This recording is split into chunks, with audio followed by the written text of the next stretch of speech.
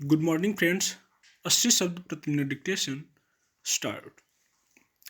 Ukraine में फंसे भारतीय नागरिकों की सुरक्षा गंभीर चिंता का विषय बन गई है।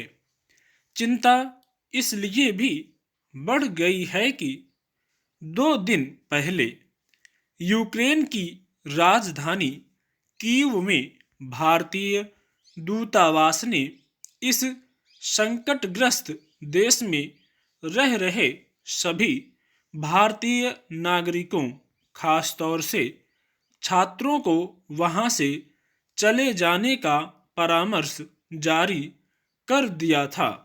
जाहिर है, भारतीय दूतावास हालात की गंभीरता को समझ रहा है। उसे भी लग रहा है कि अगर रूस और यूक्रेन के बीच जंग छिड़ गई तो भारतीय नागरिकों को वहां से सुरक्षित निकाल पाना आसान नहीं होगा।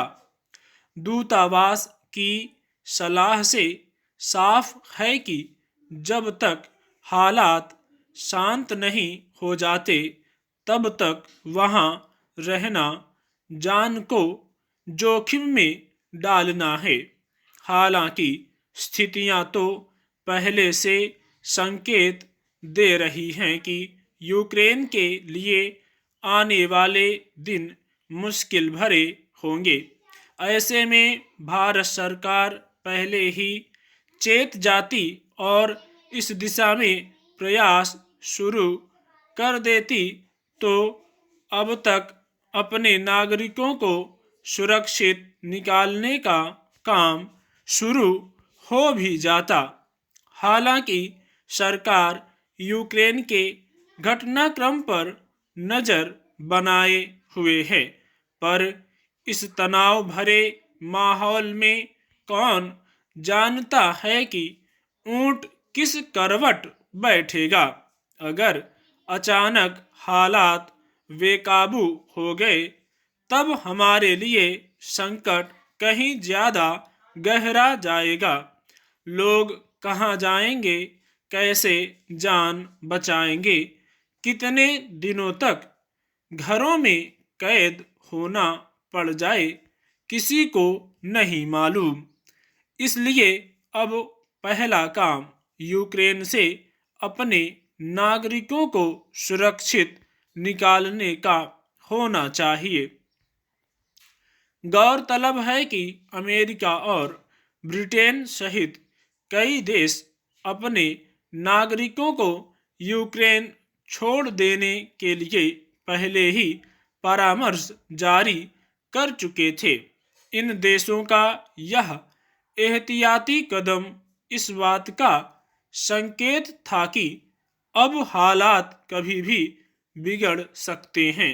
युद्ध छिड़ जाने की सूरत में तो नागरिकों को निकालने का काम बेहद मुश्किल हो जाता है। ऐसे में दूसरे देश में रहने वाले विदेशियों को किन संकटों से जूझना पड़ता है, यह किसी से छिपा नहीं है। हालांकि ऐसे ही मुश्किल हालात में भारत ने पहले भी अपने लोगों को बचाया है।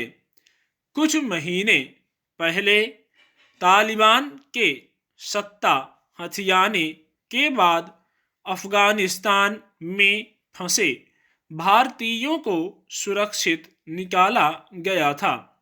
इराक में इस्लामिक स्टेट के हमलों के बाद वहां से भारतीय नागरिकों को बचाया गया था। 3 दशक पहले जब इराक ने कुवैत पर हमला कर दिया था तब भी वहां फंसे भारतीय नागरिकों को सुरक्षित निकाल लिया था। इसमें कोई संदेह नहीं कि संकटग्रस्त हालात में दूसरे देशों में फंसे अपने नागरिकों को बचाने में भारत सरकार के पास खासा तजुर्बा और संसाधन हैं। स्टॉप।